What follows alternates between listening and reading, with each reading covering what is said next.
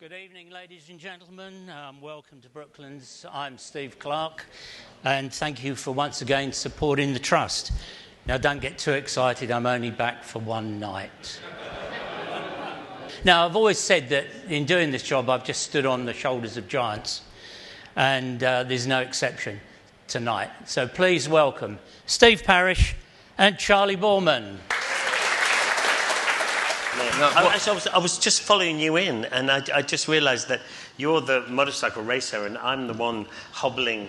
Well, I did. The thing. I must admit, Charlie, I do hobble, but probably not quite as much as you. But in fairness, we did hobble down there, and I've noticed one or two people hobbling around tonight. I think there is some correlation maybe with motorbikes and hobbling to a certain extent. Someone told me once that if you're not crashing, you're not trying. Exactly right. So, yeah. I don't know who the fuck said that. No, but it's not true. Probably Mark Marquez. It's better to stay. Yeah, Mark Marquez. The rubber band. Yeah, possibly. That's anyway, Charlie, absolute treat to have you here tonight. Thank you very, very much for coming along. I know you're a very busy man. I normally start these chats with a sort of chronological form because I forget where I am if we don't do it that way round, and I think you're a little bit the same. We're both a little dyslexic, I think's the word, is it? Yeah. Just a touch. Well, my head, I remember I was leaving, I was 16, and I was leaving my boarding school, which was a dyslexic school called Simford School. Right. Early, and so that's why you bought a whorehouse instead of a warehouse, yeah, right? Exactly. And I was leaving early, so I was going to do my exams in Paris while I was making this movie, and the headmaster asked me in, and he said, "Look, Charlie," he said, let's quite frankly, he said, "Listen, if you're thinking about coming back for sixth form," he said, "you're not welcome here." So that was that. Got it straight. So Charlie Boorman, and I have done a few checks up on you. Born in Wimbledon, and then spent a lot of your youth in Dublin, right? In Ireland. Yeah. I don't know how many of you know, but my father is a guy called John Boorman, who directed films like Hope and Glory and Excalibur and Emerald Forest and also Point Blank and stuff like that. And my father, he had 4 children, and so whenever there was a part for a kid in the movie, he said, "Don't pay for any actors. Just use my children. They're free." So that's why I did that. And the first film has anyone seen a film called Deliverance? Here. Well, I wasn't the banjo player, just so you know. Or the one had the pretty face. I think he was getting a fee and keeping it, actually. But he said to me, "Look, Charlie, if you sit on that sofa with that bloke, I'll give you a tricycle." I mean, these days that just sounds so wrong, doesn't it? But so I sat on this sofa, and it was John Voight. So I played at the very end of the movie. John Voight comes back to his wife after this horrific experience, and he sees his little boy and his wife there and stuff, and so, but I was quite shy at the time, and I wouldn't look in the right place, so my father had to get one of the cameramen to hold up the tricycle behind the camera, and he'd move the tricycle to where my eyes should be, so I just followed this tricycle, and I'll never forget the tricycle. It was a cherry red tricycle with yellow flames on the front mudguard, and it had the tassels. Well, funny show. We have all the way from Ireland tonight. but so and I suppose that's, and then I just followed my father around the world making movies. So we lived in Ireland, with 3 siblings, with my 3 sisters and my mum, and we. And then wherever, so we would spend 2 or 3 years in Ireland, and then Dad would get a movie, and we'd go down to the South Pacific, or we'd go down to South Carolina or LA, or wherever the film was made, and we would go and we'd sort of hang out there for a year or so. So that's how the sort of film industry kind of came. And then I was always in his movies, and then I made a film called The Emerald Forest, which I had the lead role in. So I had to sleep with my father for 17 years to get the part. But that's definitely not. You shouldn't talk about that. I shouldn't talk about that. No, I know. Well, it scarred me for a long time. But anyway, so, and then that film, and that was in the 80s, 84, that came out, and that was very successful, and it kind of launched my acting career, which didn't go massively well. I mean, I had a lot of success in the 80s and 90s, and then it kind of all kind of fizzled out a little bit. And like a lot of actors end up doing their second profession, which is painting and decorating. And so I ended up doing that, and I ended up doing that for like 10 years. And then I ended up painting and decorating, doing people's houses up. And then I married my wife, and we had a couple of kids, and I really thought that was going to be my life, you know. Painting, decorating. Painting and decorating, doing people's houses up. But we're going to have to go back a little bit, because where did the love of motorcycles come from, or engines, or going fast, or whatever? Where did that all come from? I don't. My father wasn't particularly into motorbikes. I think he was big into horses. So when I was young, I used to ride a lot of horses, and I loved that. And then there was a guy called, I was about to say Barry Sheen for some bizarre reason. But anyway, I could tell you a story about Barry Sheen. So I'm sure like a lot of us in the room, you know, amazing racing driver, racing motorcyclist, and great character, and you know, you spend a lot of time with him. But a few years ago now, and I remember I ended up in this restaurant in Fulham, and we had this big long table, about 12 of us on this long table, and my wife and I came. She was my girlfriend at the time. No, we just got married. We sat at the end of the table, and on the round table beside us was Barry Sheen, Damon Hill, Murray Walker, there was Coulthard, you know, the one with the big chin, and a couple of others. And I was looking over, and there was all these Formula One drivers, but it was Barry Sheen. And I couldn't believe, I was completely, having spent my whole life meeting famous film stars and all this kind of stuff, no real particular interest, but Barry Sheen, I didn't know what to do. So anyway, I went off to the bathroom, and when I came back, he was sitting in my chair, chatting my wife up. That would be Barry Sheen. Which is typically Barry Sheen. And I remember coming up behind him, and all I could hear was he said, Olivia, you're a gorgeous girl. Do you want to come to Australia with me? And I tapped him on the shoulder, and I said, no, my wife doesn't want to come with you, but I do. And I swear to God, he looked at me up and down like that, and he went, nah.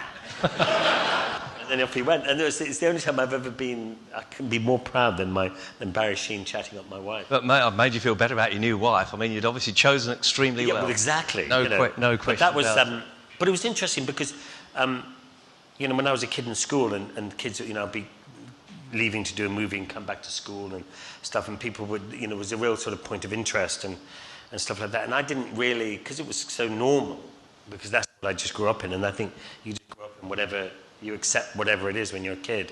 But actually, I must just say, ironically, that's how I met Barry Sheen. I was racing at Brands Hatch as an amateur club racer.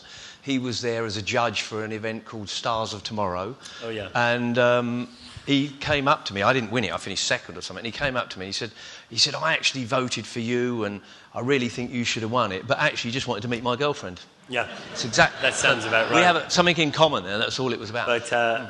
But yeah. So I suppose that was interesting.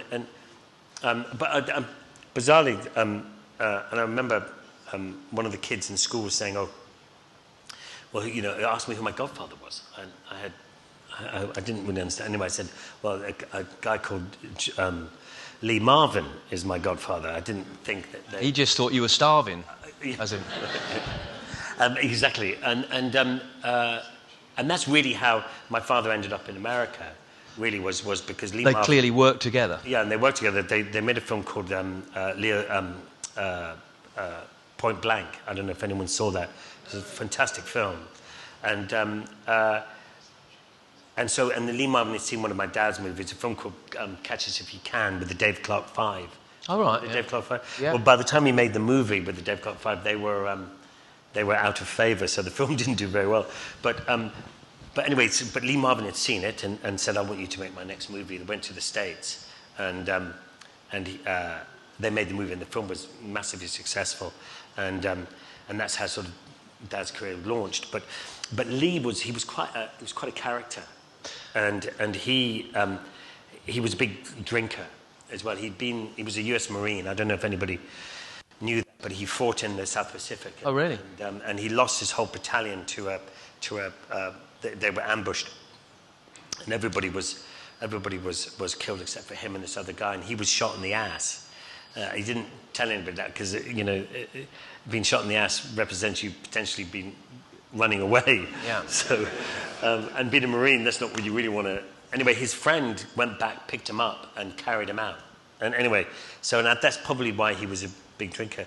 But I remember this one particular story about he was in. They'd just done Point Blank. It was a massive success, and they were in Malibu on the PCH. On Malibu Pier, there was a famous restaurant in the 60s there, and Lee had gotten really drunk, and they came out of the restaurant, and with my dad and my mum and my 2 older sisters, and they're walking to the car park, to the car, and Dad said, "Look, give me your keys. You're drunk. You're not driving," and anyway, they started this fight in the car park, and they were tussling, and Dad managed to grab the keys off Lee Marvin, and he ran to the car, and he got in the driver's side, wound up the window, and locked the door. And Lee was pounding on the door, and my sisters were diving into the car on the other side, and he wouldn't get in the car. So eventually, he climbed up onto the roof of the car, and he wouldn't get off the roof of the car. And so my father thought, anyway, so he thought, well, it's only a mile down the road. I'll just drive down. So anyway, so he drives along. He gets onto the PCH, which is one of the busiest roads in Los Angeles. And he's driving up the road. And just as he's driving up the road, this police motorbike comes up the other way. And of course, the police motorbike sees this. The lights come on, comes around, and he pulls Dad over. And, you can imagine now all of Lee's attention is on this policeman who's walking up to him, and he's saying all the most terrible words you can possibly imagine to this street. And the policeman's just ignoring him and goes up to the driver's side, and he taps on my dad's window. And Dad rolls down the window thinking, oh, fucking hell, here we go. And the policeman leans in and he says, "Sir, do you realize that Lee Marvin is on the roof of your car?" And my father says, "Oh, yes, I do know that." And he goes, "Okay, that's fine, sir. Have a nice evening." Wow. And off he went, and Lee Marvin's going, "You motherfucker!" Anyway, that was my godfather. We all need to get a Lee Marvin on our roof, don't we? No, he was a shit godfather, but a really nice man. Excuse me. Back to motorbikes. Yeah. Where did it all start? So the motorbike started. So I was riding horses and stuff, and I kept hearing this little. There was a guy called Jason Connery, who's a great old friend of mine, who's Sean Connery's son. We're not name dropping at all tonight. I know. Well, just, that's what happens when you have a dad like that. But and Dad and Sean Connery made a movie together. Okay. Called Zardos, and if you Google it at home, Sean's outfit is basically this kind of red nappy that he wears. It's a pretty out there movie. Anyway, Jason and I got on really well. There was a little Honda monkey bike in the garage, right, of Dad's house that he was keeping for someone. And Jason and I got it out and we started it and rode it around. That was sort of one of the first times we rode a bike. And then I kept hearing a two-stroke bike in the village, and I eventually found this guy called Tommy Rochford, and he had a Mako 400, which at the time the Mako was the bee's bit of a knees monster, at the time. actually, wasn't it? Yeah, with the beautiful cylinder head with big fins. I don't know if you remember. It used to kick like a bastard when you tried to start it. Yeah, it was brutal. And anyway, so I finally convinced him to give me a go. So he started the bike. He put me on the bike because I was not quite tall enough to fit the pedals. And in first gear, I just went around this field and fell off. And that was it. And I was convinced. Been doing it ever since. Ever since falling off, yeah. But and that's kind of how it started. And then in between the movies and traveling around the world, I rode motorbikes. And my acting career kind of peaked in the late 80s. And I was traveling all over the world. It was brilliant. I was getting movies. But my problem really was that I was choosing the movies for the locations around the world rather than this. So someone said, "Oh, there's a movie going on in Africa," and I went, "Right, I'm gone. I'm out there." And then I'd read the script on the plane and think, "This is shit." but the location was amazing. You know, and so my career sort of slowly started. I think you need to blame the manager, your agent somewhere. My dad. Oh, well, right, okay. It's very difficult then. So my career kind of sort of started to fizzle out, and that's when I started doing this sort of 10 years of painting and decorating. And in between those 10 years, I would make the odd movie, and that's kind of how I met Ewan. I was about to say, I don't know when you first met Ewan, but I met you first, and I think it was around late 90s, 2000 time. Yeah. And Ewan's brother, Colin, had been in the RAF. I think he was a Red Arrows pilot, wasn't he? He was, he was Tornadoes. Tornadoes, but I'm sure he had a spell in Red Arrows. Possibly, yeah. He was definitely a display team here, and he was a squadron leader during the Gulf War. Right. And I think he, like a lot of people, he became confused about being there. Right. And so that was one of the reasons why he left. Well, anyway, and I have a brief chat to you early, which you can just about remember, I think, but he started up a business, or tried to start up a business up in Scotland, and we all met in Edinburgh. First time I ever met you, and he was going to have a company renting BMW motorcycles for people to tour around Scotland, and he was going to take them around and everything else. And we all went for a ride. And I don't think you'd ridden a great deal of road riding at that point, had you? This was fairly on in your career, because I remember following you. But Colin was there, and there was a guy called John Reynolds, a British Superbike champion and everything else. And we all rode up around Scotland, and then press came along, and this is kind of the first time I met you. But from there on in, Charlie Boorman just became this person, along with Ewan as well, just rode up and down the world, round it, inside, outside, and everything else. So there was obviously clearly something that attracted you to that, unless it was just the fact you didn't like painting and decorating. That was a big thing. Well, I think you and I met on a film called The Serpent's Kiss, and it was Ewan McGregor, Pete Postlethwaite, Greta Scacchi, Richard E. Grant, and myself, and I thought, I'm back in the movies. You know, this is my big comeback. Anyway, we made the film. It was great fun. You and I became great friends. I remember the first conversation I had with him. I knew he owned a Motor Guzzi, California, and we met in this pub, as you do in Ireland, with the crew, and we started chatting about motorbikes, and here we are today. And I was talking to him this afternoon, and we were talking about motorbikes. I just got a new bike, and we were talking about it, and the film turned out to be really shit. So that was another, golden opportunity missed. I think it was so good that it went straight to DVD and then straight to the bin. I don't think it even made. I don't think it ever got a cinematic release. But a friendship kind of built from there, and we just stayed friends. I think when you make movies and travel around the world, you make very intense friendships while you're making the movie, and then you, a bit like I suppose motorcycle racing teams, you make intense friendships, and then you move on to the next team or the next movie, and you don't necessarily move on with those people, and so with Ewan and I, somehow we just ended up seeing each other, more and more of each other, doing stuff like with Colin. We used to go and do track days and anything with motorbikes. We helped run a motorbike race team up for a while. We had David Jeffries and Matt Llewellyn. Okay. Yep. We had the British Superstock Series, and we came first and second in the British Superstock Series. But when they did the pit lane walkabouts, when you had to sign, all the riders would sign their autographs, we always had the biggest pull of people because our sponsor was Page3.com. Oh, right, so okay. We were handing out Page3 girls. Page3 posters, and so anyway, everyone kept going to that. And so we did all of that together. Is what we did. And whose idea was it to do the first trip then? Long Way Down was the first one? Long Way Round. Long Way Round, right. First one. How did that come about? Whose idea was that? Well, I think it came by that Ewan and I started talking about doing it. We go off for weekends, and then we thought it would be nice to do a longer journey, and then we first sort of spoke about going from London down to south of Spain and meeting our wives and family down there for a holiday, and then maybe riding back. And I remember one day, Ewan rang me up and he said, "Charlie, look, I've got this great idea. I think you should come to the house." So I went over to the house with Ollie, and we had dinner, and he had this map of the world on the table, and he said, "Look," he said, "forget Spain." He said, Ev, his wife, first wife, was brought up in China. He said, "Why don't we ride to China?" And And I thought, oh, that's a good idea. And then I remember my wife saying, well, how long is that going to be? And we said, I don't know, about 3.5 months.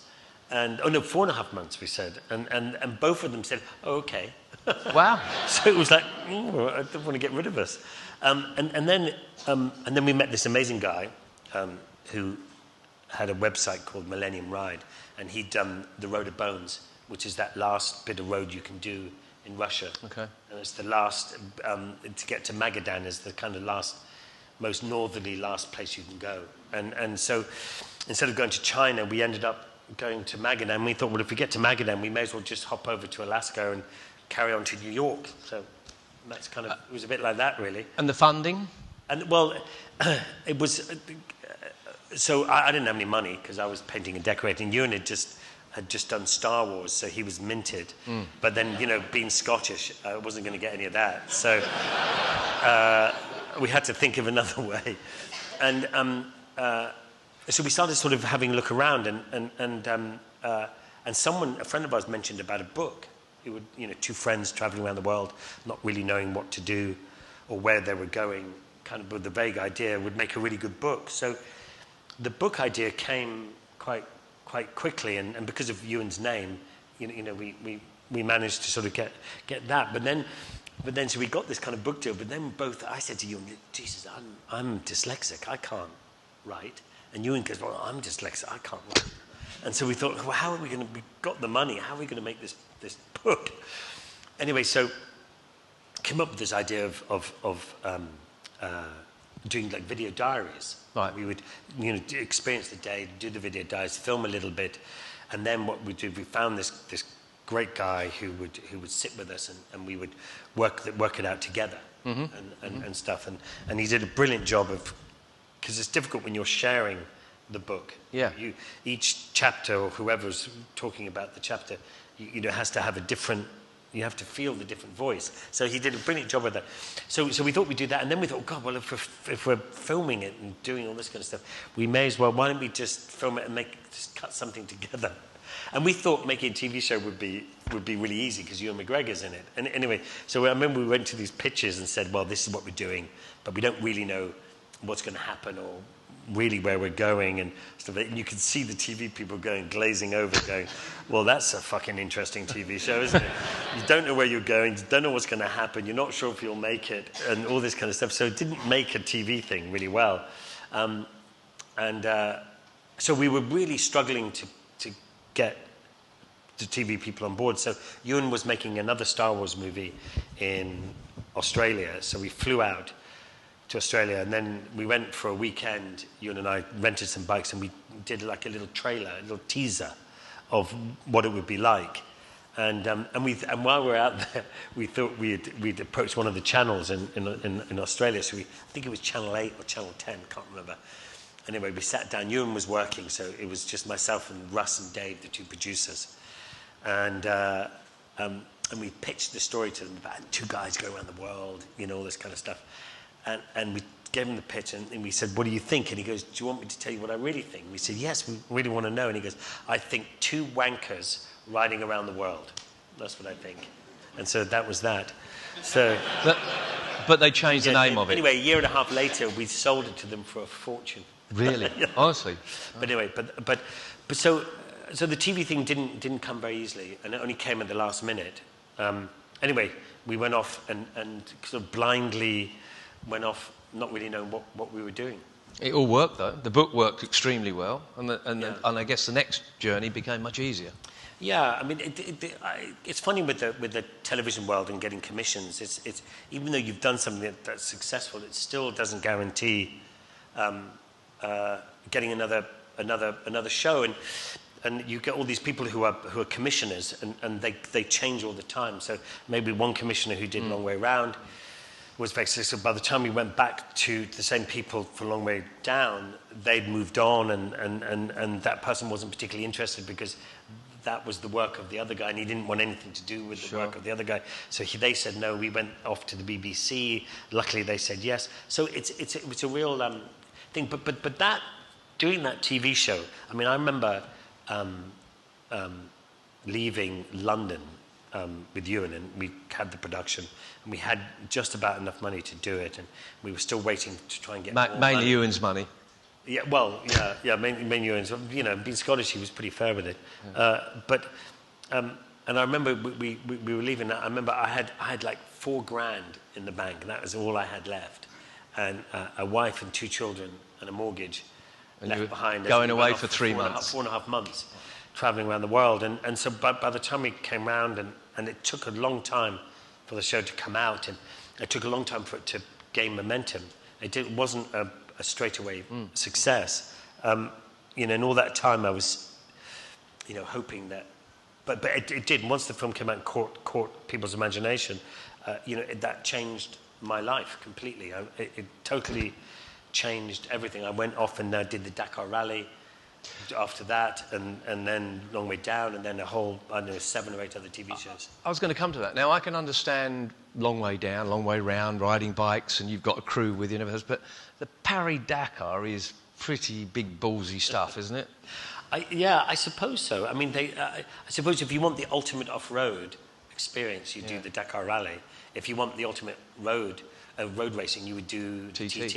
Yeah. And I think both of them are as dangerous as each other, really, in different ways, but both very dangerous. You know, the Dakar Rally, when someone tells you a story, they elaborate on the story, and it's not as dangerous as it sounds. Whereas when people tell you stories about the Dakar Rally, you know, they're usually dumbing the story down. Sort of, well, it's not that bad, don't worry. And they say that an average 3.8 people die a year. Is that right? Yeah, well, we're talking TT again. Similar, like you say, same type of thing. I guess the only thing with TT, you don't get lost, but yeah. But, with Mark Thatcher got lost. I think that was a publicity stunt, apparently, but... Anyway, and so doing the Dakar Rally, but I thought I could ride a motorbike. I was about to say, how ready were you when you got there? I mean, realistically, you kind of, most of the guys that do it are professional riders, I guess. Well, the Dakar Rally, a bit like the TT, it's not, you have that first sort of 50 riders who are professional and race for KTM or Yamaha, you know, they're professional riders. And then the rest of the people are just anybody's. And I think that's what makes the Dakar Rally so interesting, is that anybody can do it. As long as you sort of it's harder and harder now to do it because it's so popular. But when I did it, you know, I thought I could ride off-road. Right. And I was talking to someone here tonight who did the Welsh. I think he finished it 14 years in a row or something. Yeah. And John, and if you could finish the 2-day enduro, which is really hard, and you can finish that competently, there's nothing in the Dakar Rally that is harder. Okay. But the problem with the Dakar Rally is that it's, instead of 2 days, it's 16 days. Yeah. And it's 800 kilometers a day, more or less, and you have to navigate yourself. And normally when you're all riding, because you're all more or less the same speed, you never really come across anybody. Sure. And so you have to do all the navigation by yourself. And all you get is you get a little rolled piece of paper that rolls up and it says a kilometer 165, enter old riverbed, treble danger, on exit of riverbed, compass bearing 116. And that's it, really. And for a dyslexic person, that's it's a nightmare. I had to write left and right on my hands so that when I looked down, I could easily see which way I was going. Anyway, it didn't help. I crashed on day 5. I broke my hands, and that was it. Yeah. Oh God, that was just a nightmare. I made this TV show and convinced everybody. We spent a fortune, and then day 5 out of 16, I crashed. It was day 5. Day 5, yeah. Right. And it was a silly little crash, but I remember I came down to this little riverbed, and I think most people who crash on the Dakar Rally, on motorbikes anyway, are probably looking at where they're going, you know, on the instructions, and because you have to go flat out all the time.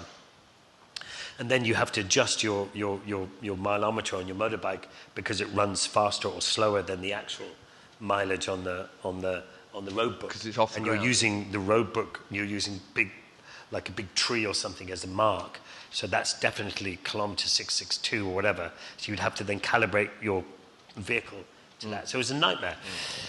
Anyway, I remember falling off, and I'm thinking, shit. I said, you know, what am I going to do with the TV show? Well, I crashed, and then I got up, and then I realized with this hand I was trying to push the bike off me, and I was on the piste where cars and trucks all come at the same time. So I was panicking to try and get the bike off me so I wouldn't get run over. And luckily, my teammate was behind me, which had never happened in the 5 days. And he stopped at the top with his bike and came down. And I was trying to push the bike off, and this hand was crunching like a crisp packet. You know, when you crunch a crisp packet, it was like I was thinking, "Ooh, that's not good." And I'm starting to panic and thinking, "Oh my God, we've spent all the money, and if I can't ride, we're going to have to give it all back, and there isn't any to give back." And so anyway, my teammate came down, helped me up, and got me back on the bike, and he said, "Go on, go, Charlie." I was going, "My hand really hurts." He goes, No, just go. So I could move these two fingers, so I kind of was able to ride. And then as I got going, I realized that my thumb was just flopping around down here, and I'm thinking this hand, thinking, shit, that's two hands. That's really not a good idea. And I remember going on, and I remember banging the handlebar, and it popped it back into place. And I thought, if I get to the end of the day, I can. They have 56 doctors and nurses, 10 helicopters, 20 aircraft. They can do operations in the middle. I've seen one guy the day before come in with something wrong with his hand, on his left hand, and they put a cast on it, and they have a handlebar in the medic tent, and you can hold the handlebar while the cast goes hard, so that you can pull it off and you can go racing. And I thought, I'll just do that, no problem at all. So I get back on the bike, and I end up I still had like 450 kilometers to ride or something. So I did that, got to the end of the day, and I could see my hands were all swollen. But I didn't want to take the gloves off, because once you take the gloves off, you never get them back on. Anyway, I went to the doctor's, and he cut the gloves off, and Simon Pavey was with me, and the doctor went, "Ooh." And Simon went, "Oh my God," and he got up and walked off. And I was left there with these two massive hands. And this French doctor, he says, "Charlie," he says, "Charlie, you're broken both your hands." He said, "This is impossible for you to do the Dakar Rally. I'm not even sure if you're going to be able to wipe your own ass." That's why Simon ran off. Yes, it's like, well, he was wrong. I could get a baby right round this finger, and I could do it myself. So that's too much. But then I was sitting there at the end of the evening of the day 5 with two casts on my hands, just thinking, how are we going to make a TV show? And we had two riders, Simon and Pavey and Matt Hall were still in it. So then I sort of became this, I suppose, the team captain or whatever. And then we started filming all the insides and outs of it, and it turned out okay. And it's a TV show called Race to Dakar, which is on Amazon, if you want to go and see it. Sign up now. Hospitals, doctors. Now, you have had some hospital trips as well, unfortunately. I said it needed big balls to do the Dakar, but you did have an issue.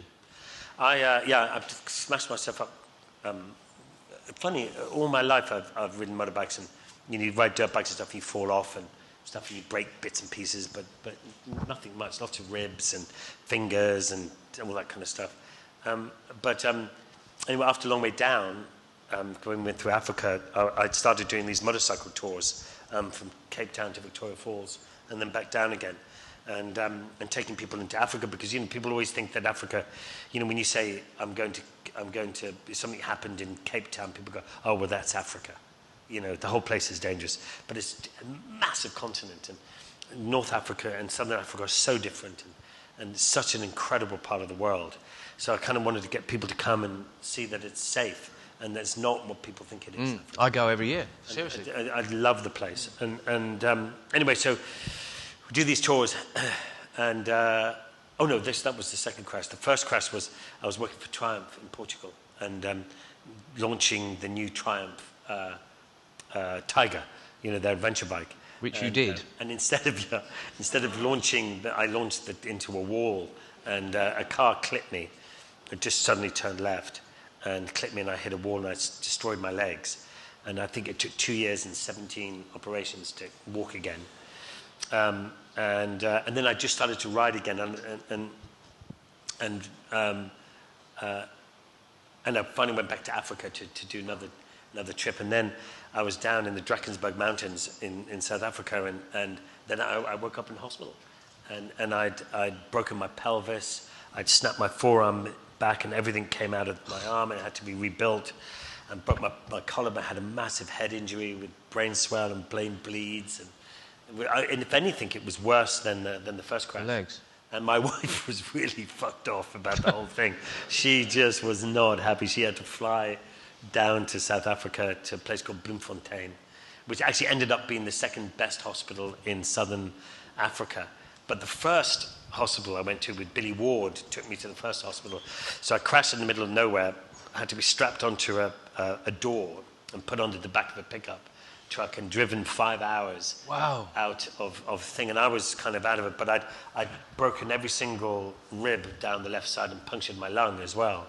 And so I wasn't breathing well. Anyway, so they put me into the first hospital, and I'm lying there with this collapsed side here, not breathing very well. And Billy said to the doctor, "What do you think?" He goes, "No, I think you'll be okay." And Billy said, "Right," and he organised an ambulance to take me to another hospital. And so, anyway, I spent a long time there. What caused that crash? You don't know? There was an elephant. In the room? Well, on the side of the road. And I was hiding behind a tree, and I only saw it because its toenails were painted cherry red. And I just saw this flash of cherry red, and this elephant stepped out in front of me. The elephant had cherry red toenails? Painted cherry red toenails. I have no idea. Right. I don't know. I woke up in hospital 24 hours later, and I still to this day have no idea.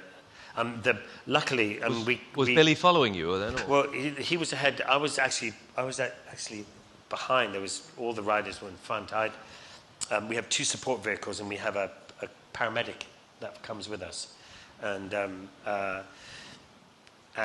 we were in this place where there was lots of tracks everywhere, and the paramedics' GPS had stopped working, so I was leading them out, and so I'd get to a junction, they'd catch up, and I'd tear off. And then they came over Brava Hill, and they just said they just found me lying on the thing. My arm was bent backwards, and my helmet had moved up, and I was choking. I'd gone blue in the face, and they said it was a real quite touching. Right.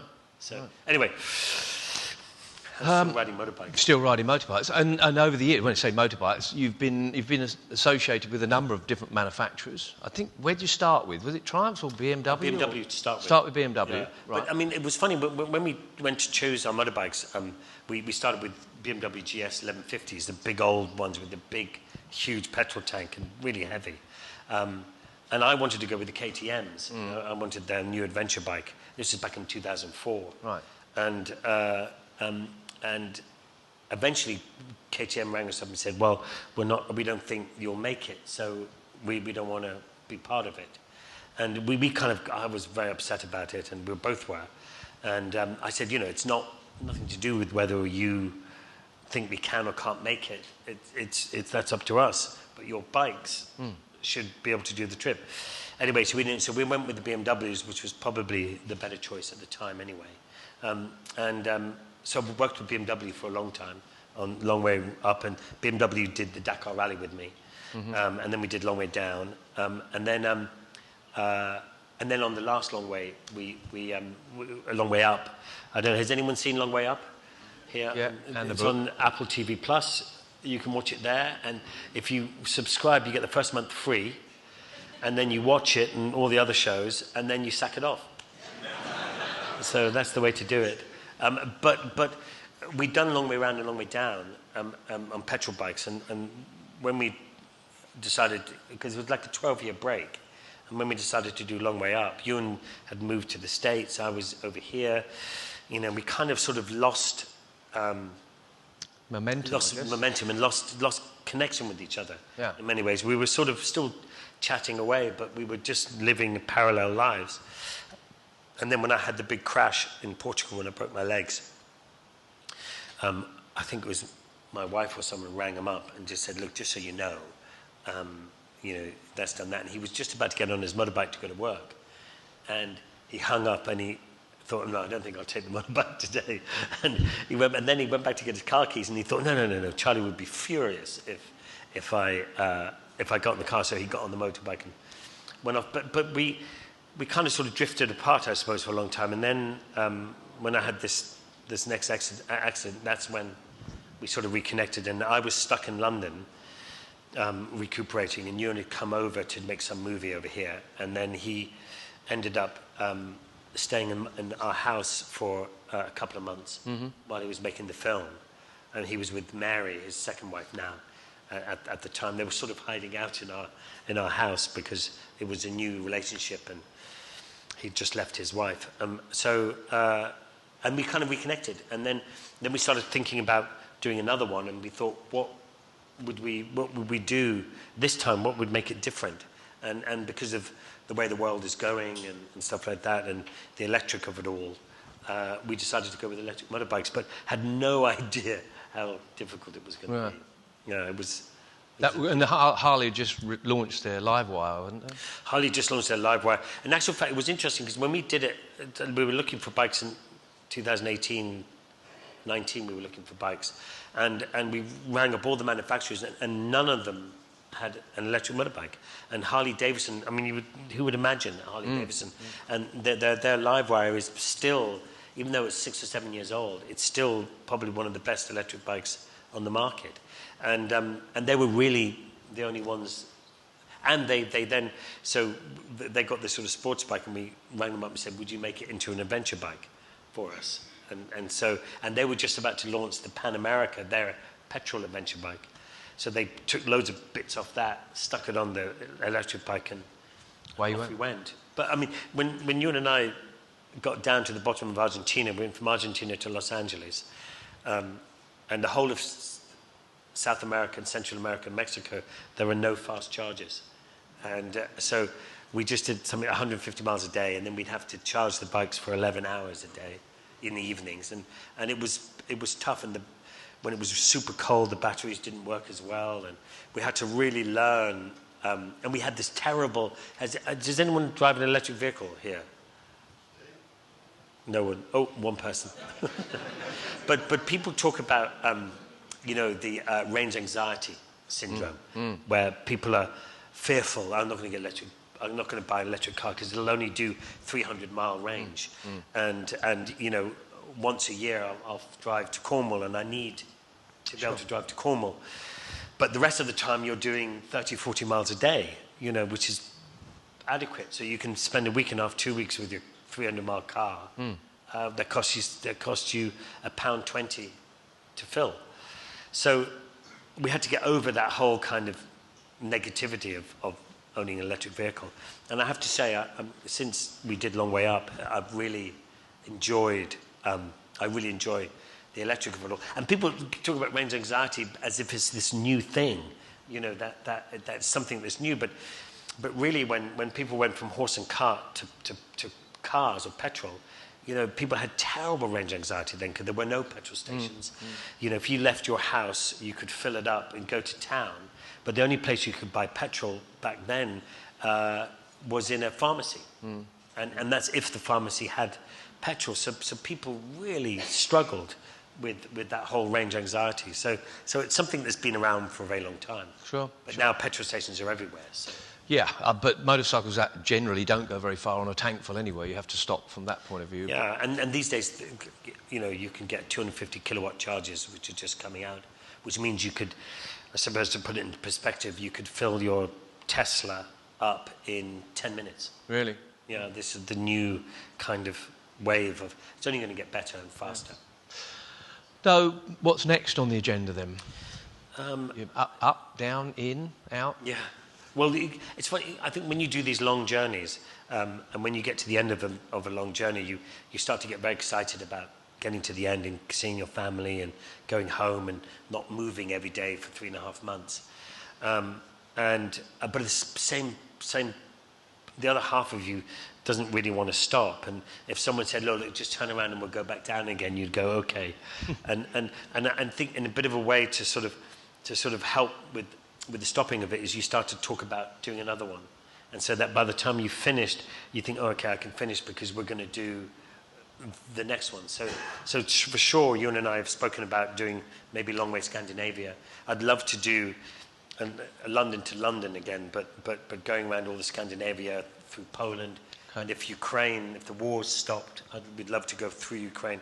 On a long way round, we did a lot of work with UNICEF, and we saw a couple of projects with UNICEF in Ukraine. So it'd be lovely to go back and see how we could help and highlight the stories that are going on in Ukraine since the war. So Sure. hopefully Putin will fuck off and Yeah.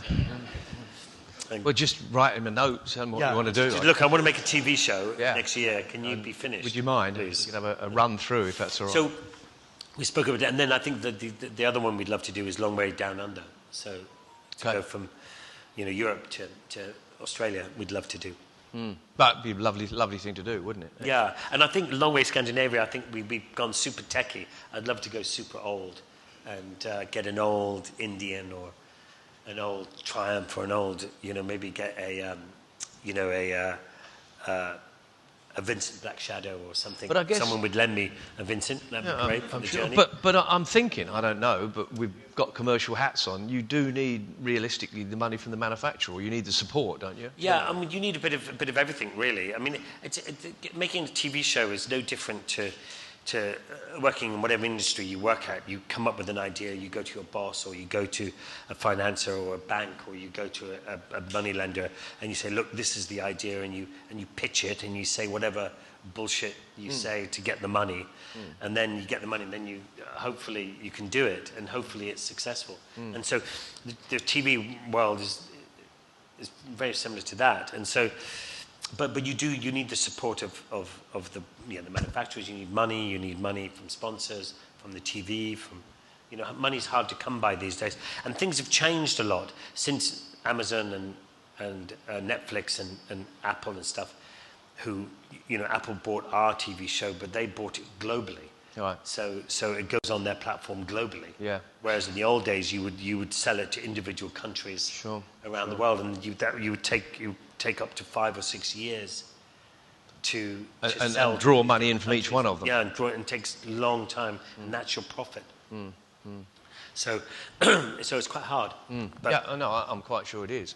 Other than, if you're going to do that, I mean, let's be realistic. We're all getting slightly older, me probably more than most, but there will come a point when you probably don't want to get on and go up and down the world. Yeah. Back into the film industry? No, I stopped acting really because of my dyslexia, and I really. It must have been hard with scripts. Terrible.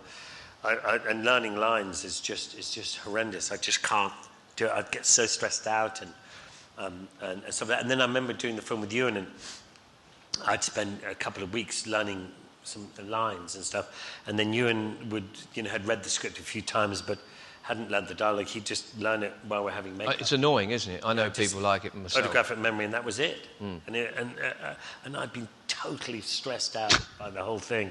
So for me, I stopped acting. I love acting, but for me, I stopped because it was just it was too much hard work. You have an involvement, though, don't you, with the bike shed? Yep. I don't know if anybody knows the bike shed up in Shoreditch. I do. It's a really nice place. Yeah, it's great place.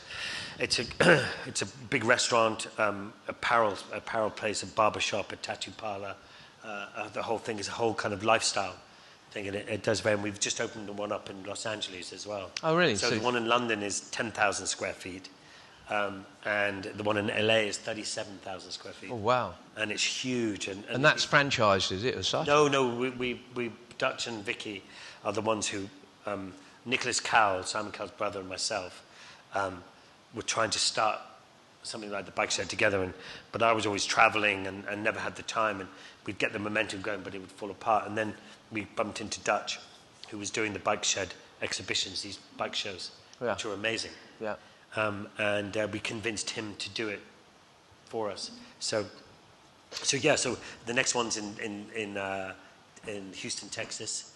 And then we've got a couple more lined up for America, and then over here in Europe. There's no question that I mean, I've seen lots of changes in motorcycling over the periods. When you go back to the Ace Cafe, it was kind of mods and rockers, or mainly rockers, I guess, and it's moved on. But motorcycles are still pretty cool. I mean, Indian have just opened a lovely shop, haven't they? I don't know if you know. Yeah, up in town. Yeah, up in town no, there. I mean, and you've got the Crazy Horse guy. Well, I think it's his shop, but there's no question about it that you see a lot of motorcycles in TV shows and in ads and everything else. I think so. I think there's a room. It's having a bit of a revival. I think there's a guy called Dare Jennings who used to own a company called Mambo, and they used to do surf clothes, and it was Quicksilver, Rip Curl, and Mambo.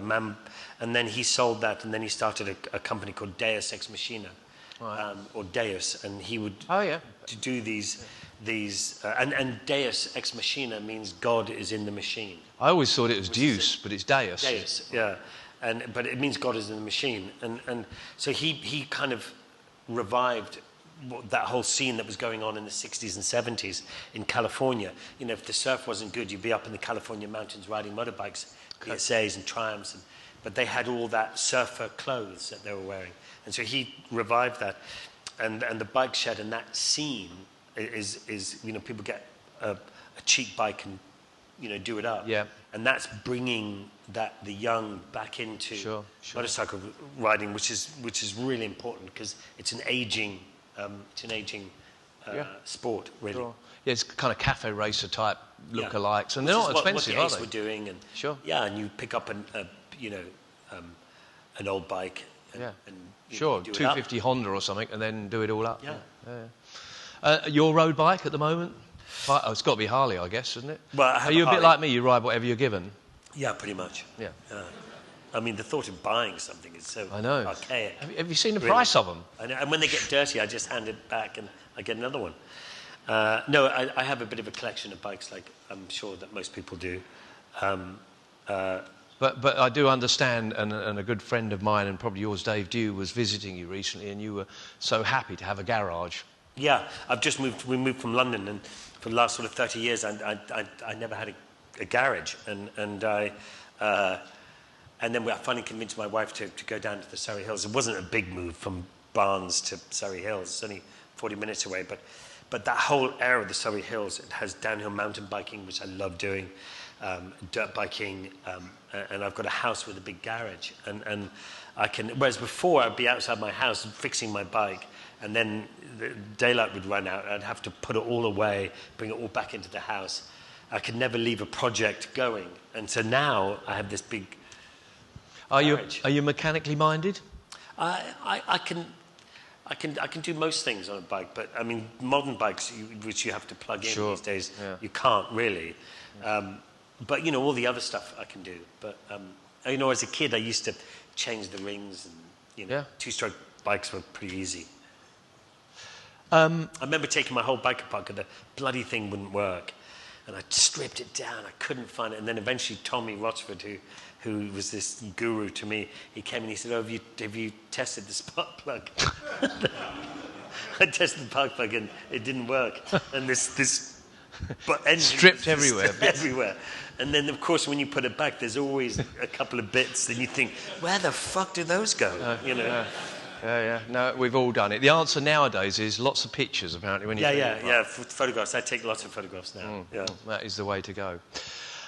Ladies and gentlemen, we are coming to the end of our chat here, but it doesn't mean we're coming to an end of a chat, because basically I'd like some people to ask some questions from Charlie, or for Charlie. Anything that we haven't covered here tonight. There's an awful lot more in there that I know very much about, but we haven't got time to continue for that much longer. But I think we've got 15, 20, maybe 30 minutes to have a little chat. And we've got our roving Mike here with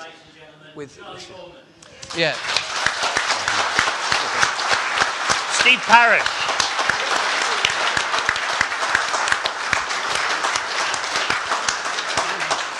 Now, ladies and gentlemen, usual rules about questions. Let me get to you the microphone so everyone else can hear, because Steve and I are getting very deaf, aren't we? We are, yep. Very much so. Someone has to be first. Hi, Charlie. Can I ask, when you come off a bike, have you ever thought about never getting back on one? Or have you always just got straight back on it the next day? I mean, I've read your autobiography and it's kept me going through Broken Bones. Yeah. Oh, yes. I have a number of books available on Amazon. You can Just pay me Google later. Charlie Borman. Thank you very much. Yeah, funny enough, most of the time, and I'm sure anybody who rides a motorbike here, if you crash a bike, the first thing you want to do is jump back on and pick up the bike and get back on it before anyone else has seen you crash. And, with a little bit hanging off, and you sort of go, did you just crash? You go, no. Yeah, you have done that, I What's take that it. thing falling down. You have done that, have you? Because I have. What? Crashed in front of loads of people and tried to get back on as quick as you possibly can. Yeah, I mean, it's so embarrassing. And the other bit is, it's funny, when you see motorcycle racing and you see these guys falling off, I mean, you just think, oh my God. And I'm sure Steve, crashed more than most. But they called you Crasher, didn't they? No. You didn't crash that much, did you? Not that much. I'm still buckled and twisted, but I did work out quite early on I didn't want to die. That was the answer. And then you see them sort of trying to get back on their feet before they've even sort of stopped crashing. And it's funny because when you end up crashing, you do the same thing. You end up trying to get back on your feet, and then you're starting to run thinking, I'm still going too fast, and you crash again. Well, it's funny because you crash at high speed and you think when you've slowed down to 50 miles an hour from 150, it's really slow, and you just face plant. Yeah, I've done it before. I've done it when you've gone sliding along the road on a track and do your arse get really hot? Yeah. Thinking, oh, God, this hurts. And trying to sort of wiggle around. That's right, moving yourself around. But I think, certainly for the two really big crashes, especially the first one, I think that, I remember, and I was awake for the whole thing, so when I had the crash and I hit the wall and destroyed my legs, I remember everything. And I remember the hit being so hard that I felt like my back teeth had rattled off, and it was brutal. It was like a brutal feeling. And I remember immediately getting up. Saying to Triumph, sorry. Yeah, apologising terribly and trying to get up. And then I went to walk on my foot, and all I could see was this leg just dangling around, and all this blood pouring out.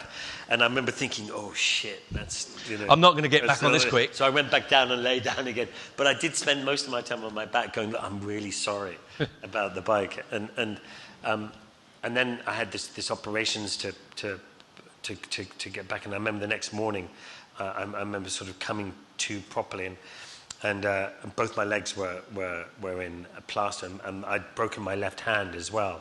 And so I'm sitting there and I'm lying there and I'm looking down and thinking, I only had my left hand. I'm thinking, God, this is really bad. And I remember starting to feel very sorry for myself and thinking, what if, and if only I'd done this, if I'd left the hotel 30 seconds later, this would never have happened. And, all the normal things you go through.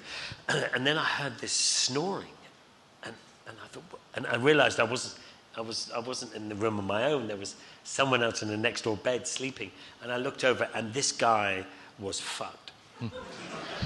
Honestly, he was absolutely in a terrible way, and he'd had a motorcycle crash as well. And looking over at him, and I'm looking down at myself and thinking, this isn't that bad, actually. And I actually became quite cheery about the whole thing, and I remember my wife came in and going, hey, Ollie, you're right. And, not so bad, is it? And she's going, what the fuck are you talking about? Another question maybe from the floor. Oh, right. You're nice and easy to get to. I don't mind you. There you go. So, Charlie, as a result of Long Way Round, I suspect that BMW sold a fair few GSs. Did you get any recompense for the commission for all of those bikes they shipped as a result of that? It was funny. It was funny because BMW, when Tony Jakeman was, do you remember Tony? Yeah, Jakeman? I remember Tony. Yeah, lovely man, and he was ahead of BMW for a long time, and when we approached him, we said, "Do we want these bikes?" And he lent us some bikes and to decide whether or not we wanted them, and then when we actually did want to go with it, but we wanted support with spares and supplies, and that if something really went wrong with the brain, the electronics of it, that someone would fly the part out or come out and fix it because you're making a TV show. And and so when Tony went to Germany and pitched the idea, they said, no, we're not interested. Don't you get interested. They don't support them. It's not something we want to do. And so Tony Jacobman came back and he did the whole thing anyway, and which was brilliant on his part. But apparently after that, because at that point, just as the Long Way Round came out, BMW had that sort of slightly pipe and slippers kind of persona about it, and it was just in 2004 when they really started changing their fleet, and all their bikes started to change, and so we were sort of riding on that crest. But I think somewhere, some line or somewhere, someone said that the BMW sales went up by 40% because of the show, but we saw absolutely zero of any of that. And you haven't... And BMW Germany still say, oh yes, but we sell plenty of bikes, and they weren't particularly interested. But you didn't slide a few into your garage? No. I had to give mine back, and mine went back to BMW. Amateur. You Ewan always sold keep a his bike. for £80,000 for charity. Did he? All right. Gentlemen, just hang on. Thank you very much. Evening, Steve. Evening, Charlie. Been a very good evening. Very informative. I've just got one simple question. If you had to pick just one motorbike, and it had to be your forever motorbike, and it couldn't be a BMW, what would you pick? Oh my gosh, a Vincent Black Shadow. No, I actually, what I would love to have in my stable would be an old 1942 Indian Scout. Is what I would really like. That as an everyday bike would be lovely. But I think one of the reasons why the adventure bike, the bikes that you and I rode, or this one here, the Triumph, whatever else, this is the best-selling motorbike in the world at the moment, is because if you can only have one bike, these bikes do a bit of everything. So you can sit on the motorway for hours. You can go down through Germany or whatever, and then you can go on the Autobahn to the Alps, and then you can go up into the Alps and do the twisty roads, and these bikes are incredible on the twisty roads.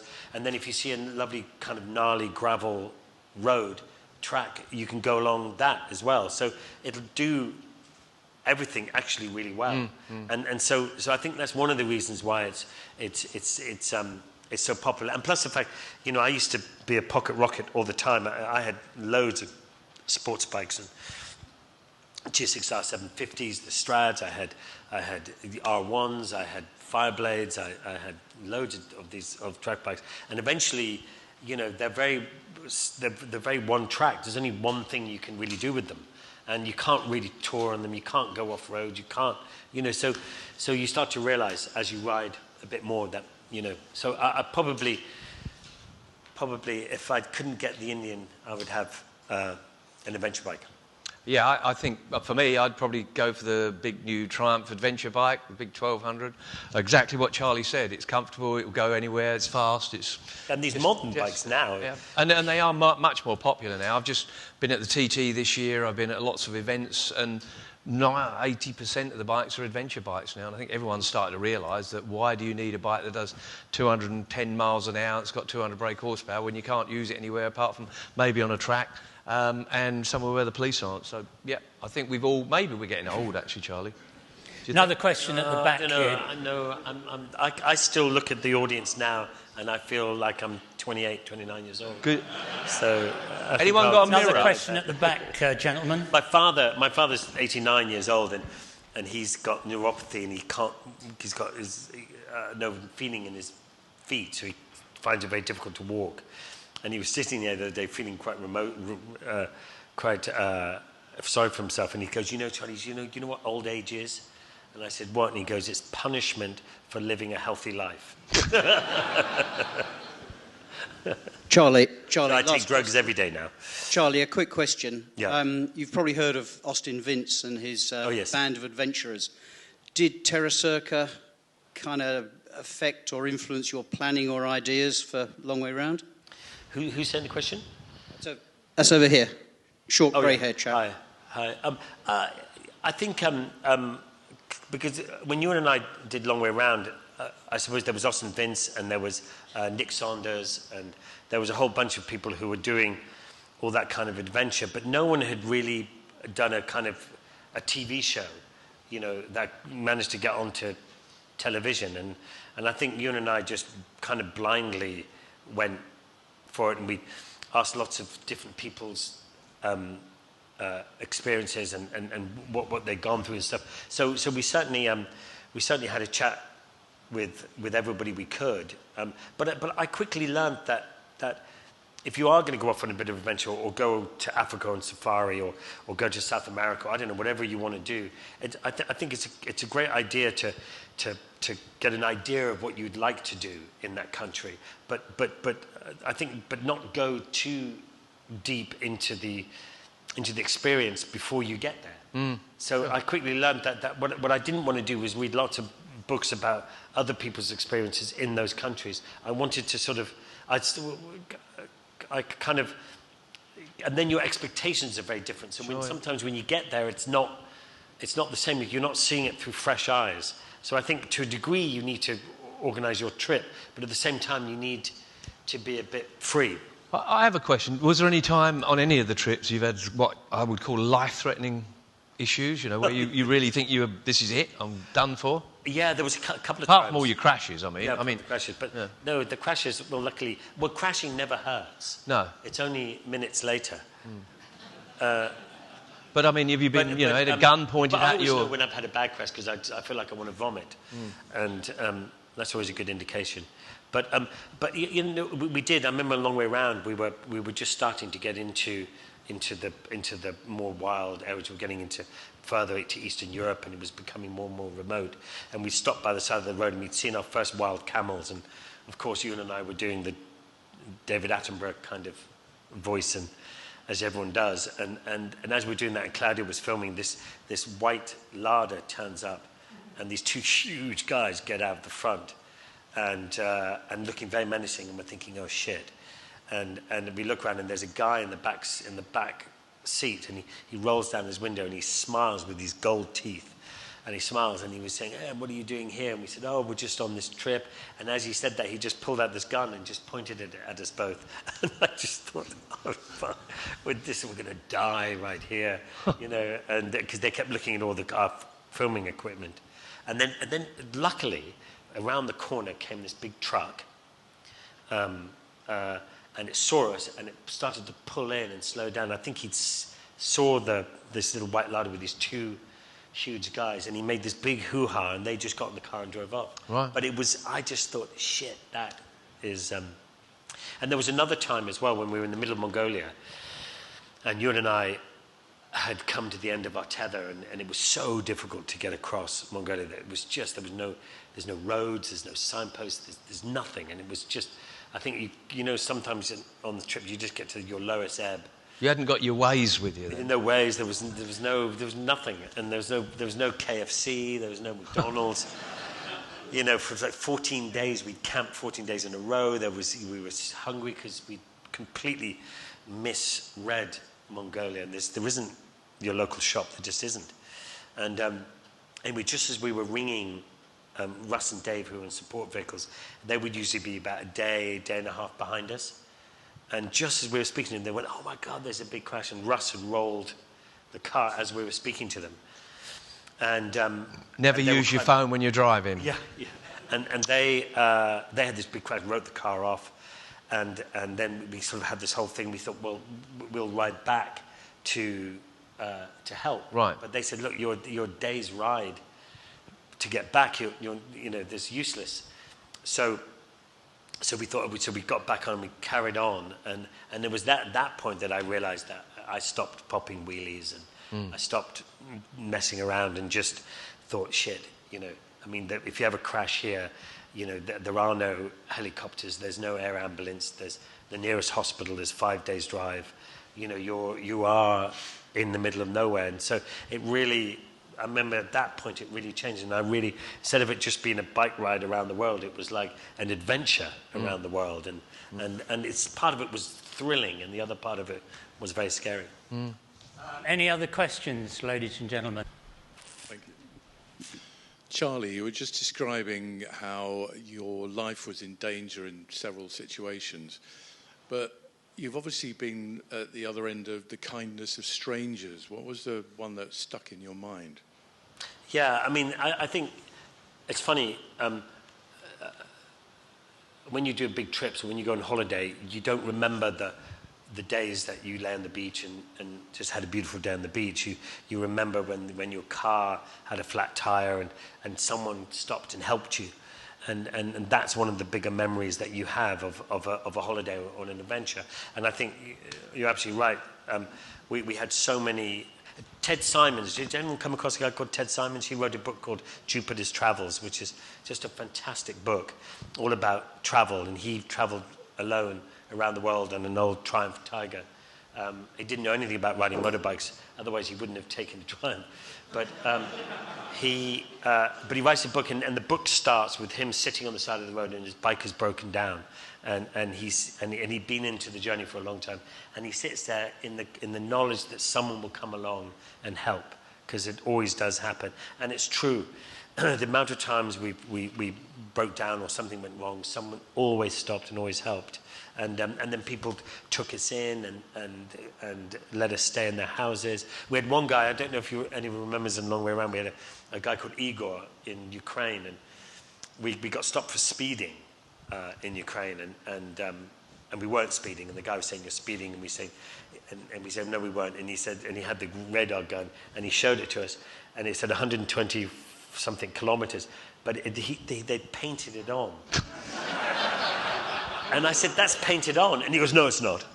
Anyway, we had this conversation. Anyway, they eventually let us off, and we were asking what we were doing. And we said, we're going along, wanting to stay at people's houses, have an adventure, with people. And, the bikes kind of took you along, but the adventure was always about the people you met along the way. Anyway, he said, I finished my shift in a few hours. Meet us in town in a few hours, because we said we were going to stay in the hotel. And bring the €100. Bring the €100. And he said, "You don't want to stay in the hotel, you can come and stay at our house." And so, anyway, but instead of going to his house, he took us to Igor's house, who was the local mafia. And it was a really poor town, and really poor. And we went to this mafia's house, and these big gates opened up, and we came in, and he was building a swimming pool, and we sat in, and it was just him and us to start with. And he had this amazing life story. And obviously made a lot of money out of mining and doing all sorts of dodgy shit. I have no idea. But and then his mate turned up, and his mate came into the house, and he opened his jacket pocket, took his gun out, put it on the table, and came and sat and talked to us. And then we started to realize that the house was just full of guns. And there were just machine guns everywhere. And then more and more people started to turn up, and then lunch turned into dinner, and more people. And the crazy thing was that his wife wouldn't let anyone smoke in the house, so you could carry a Kalashnikov in the house, but you had to smoke outside. And at this point, I was having a cigarette outside. I was smoking then, and the guy was beside me, and he took his gun out, and he started firing this gun into the sky, and Ewan was in the house, and he came running out thinking, and he goes, Charlie, and he goes, "Oh my God, I thought they'd fucking killed you." And there was this whole crazy night, and then halfway through the night, I don't know, about midnight, Igor, our host, comes down the stairs, and he's holding a guitar in one hand and a Kalashnikov in the other hand, and he goes, "Make love, not war." And then he sang this amazing song. And, really? Oh, man. I was never more grateful to get out of someone's house. And, you know that thing when that weight is lifted off your shoulders? Yeah. You know, that feeling of freedom. And we told him that we'd taken us like 14 hours to get into Ukraine because we didn't have the right paperwork, and the guys were just being mean. And we were stuck on the border of this thing, and we were there for so long, and our bikes were lined up to go through the barrier, and there was a machine gun guy standing there, and Ewan said, "Right, come on, let's go up and talk to this policeman." And so Ewan went up to the policeman, and he looked at him, and he goes, "These are not the bikes you're looking for. Move aside." Doing his Obi-Wan Kenobi thing. And the guy just loaded his gun and said, "Go away." And we ran away, and he was going, "Well, it worked in the movies." So we told him this story that it took us so long to get through. So when we were close to the border of Russia, and when we got to the border, we drove him, and there was a guy standing, the big Russian hats, the policeman hats, and he saw us coming, And he ran back to the barrier, and he swung the barrier open, and he's going, go, go, go. And I popped a wheelie across the I think I was the first man to pop a wheelie across the Russian border. Absolutely brilliant. Charlie Boorman and Steve Parish. Well done, Charlie. Thank you, mate.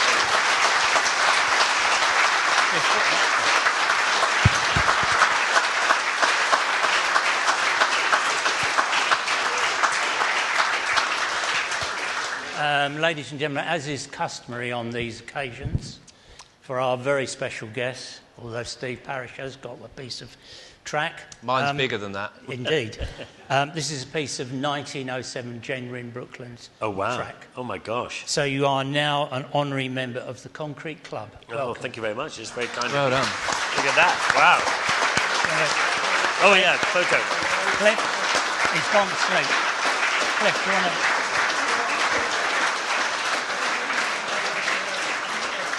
Thanks. Wow, look at that. Ladies and gentlemen, great audience. Thank you very much. Do you guys just knock these up downstairs? And ready-mix concrete. I've brought it on. But thank you, lovely audience as always. Thank you very much indeed. Thank you very much. We've now got the raffle.